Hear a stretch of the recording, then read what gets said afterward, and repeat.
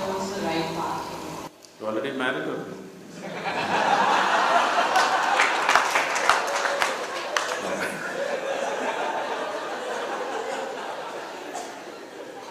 Because most people ask this question after.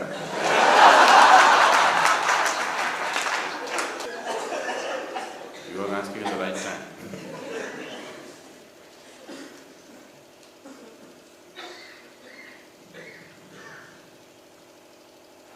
So let's understand why marriage first of all.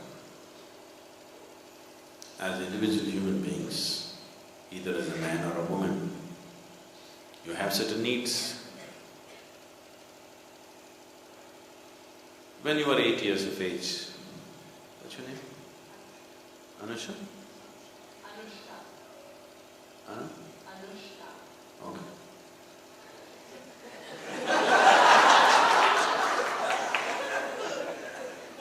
If you are going to get married, we'll cut the name into half, we'll make you Anu.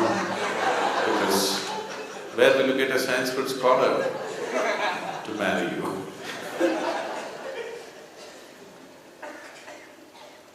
So, when you were 8 years of age, if I said, Anu, do you want to get married? But nonsense, isn't it? I mean, it didn't mean anything, the question. Yes?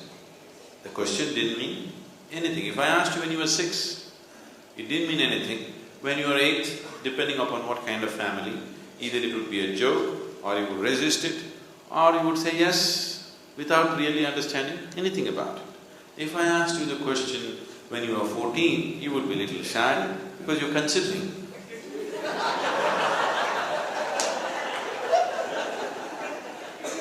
Because the body has started growing in a certain way, hormones have started infecting the intelligence and now you're thinking…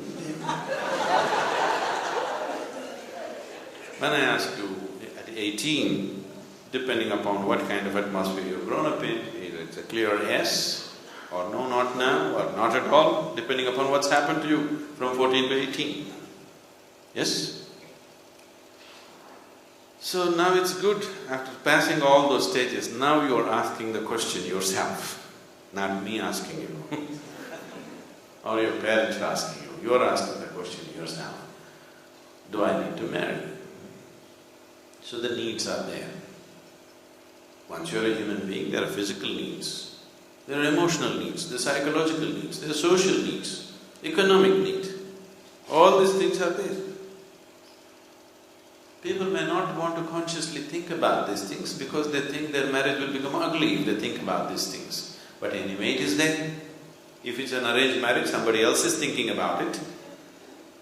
If you are arranging it yourself, you are definitely thinking about it. Yes or no? All the considerations are there. So, today, for the woman, I'm saying, the world has changed to some extent. For social and economic reasons, she need not necessarily get married unless you just come with a body.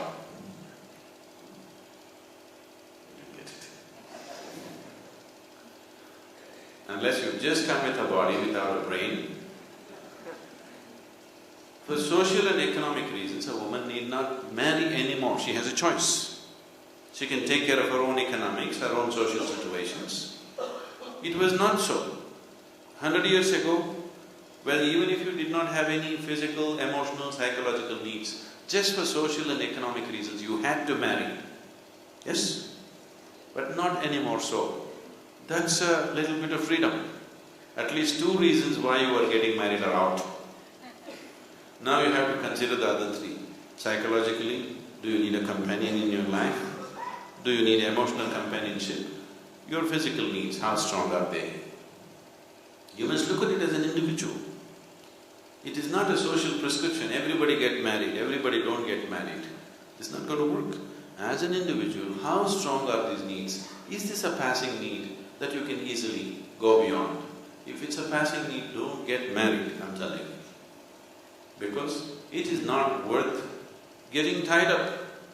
Because with tying up, it will not just be 2 people, it becomes 4, 6 sometimes.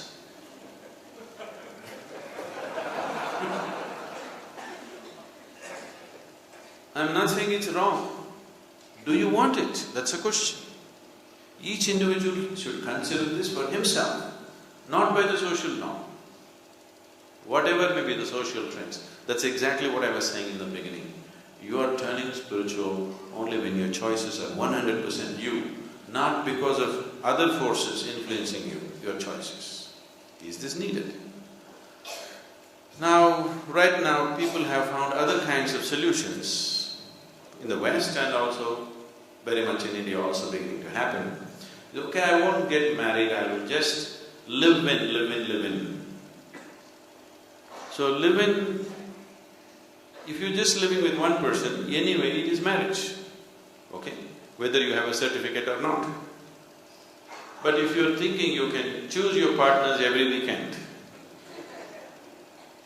then you are causing a serious damage to yourself. Because as your mind has memory, your body has a much stronger sense of memory. The reason why we take you into these kind of spaces, even if you do not understand anything intellectually, why they constantly created spaces of energy and spaces of other kinds of possibilities? Because the body will imbibe and retain it. Body has a very strong sense of memory. Body will imbibe and retain it. You may forget the Himalayas, the body will not forget the Himalayas. Always it will remember. Mentally, you may get dementia and you may lose all memory, but the physical body will carry it on. It will not give up. Just because you lost your memory, you're not going to lose your karmic substance. So physical intimacy always is, traditionally this is called runanubandha. It develops a deep sense of memory, and too many memories like this leads to a certain level of confusion and a certain level of misery. You can clearly see this, you can very clearly see this. People who are loose with their life, they will never know any real sense of joy. They are only like that. You please watch this carefully around you. It is clearly there. People who are very loose with their physical body, they can never laugh totally, nor can they cry totally. They will become like this. Because confusing memories in the physical body in one lifetime will create a lot of impressions like this. So, that is not a solution at all to handle these needs. So either you go into marriage or you don't go into marriage, that you go beyond these needs. But this is something individually you have to look at, how strong is my need. If you want to look at that with clarity, without social influence, it's always best. Let's say you take a month off, stay in the ashram, just meditate. When you make decisions, you must be in a state of clarity, not influenced by anybody. Not by the guru, not by the society. You're not influenced by anybody. Bring yourself to a certain state of clarity. In that clarity, see what is your need, how strong is your need really. If it is not necessary, that's it. Once you make a decision, don't look that way. If you make a decision to go that way, don't look this way. Just do that. One of these things you must do. If you hang around in between, you will remain in a constant state of confusion, this or that. Which is the best thing, which is the best thing? There is no best thing.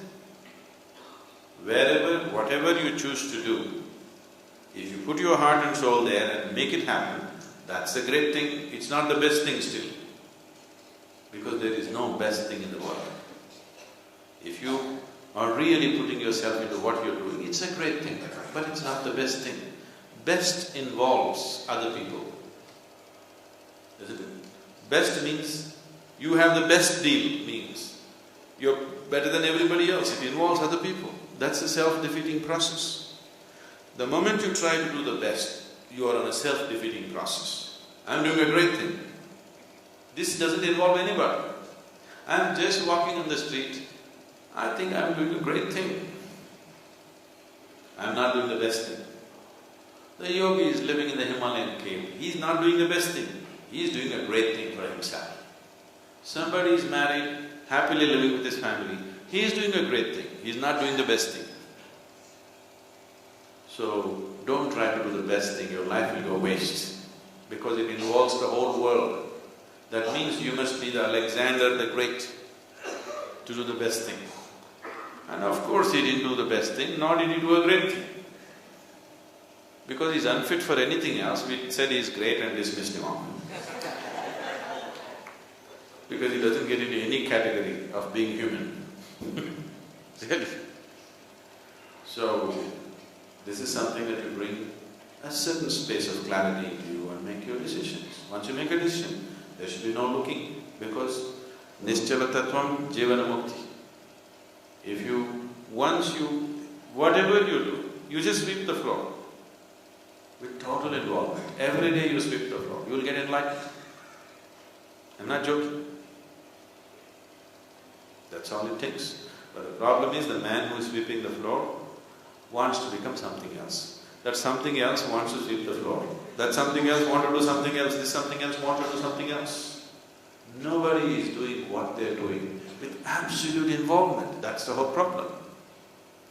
Whatever you're doing, if you do it with absolute total involvement, if there is a Nischala Tattva, that you're on means you're on, just that. That's what the driving does to you on Himalayan roads. That's what trekking also, mountaineering does to you. Now when you're doing that, you can't be doing something else. If you do something else, that's the last thing you will do. Really. If you're keeping your vehicle really fast on this vehicle, that's the only thing you're doing. You try to do something else, that will be the last thing you do. So, live your life like that, whatever you're doing, that's all you're doing. Absolutely. If you have that Nischala Tattva, whatever you do, it's fine. But every day shifting. People who are married for 15 years, now they're thinking, maybe I should have taken brahmacharya. People who have been brahmacharis for 10 years, now they think maybe I should have gotten married. This is an endless waste of life.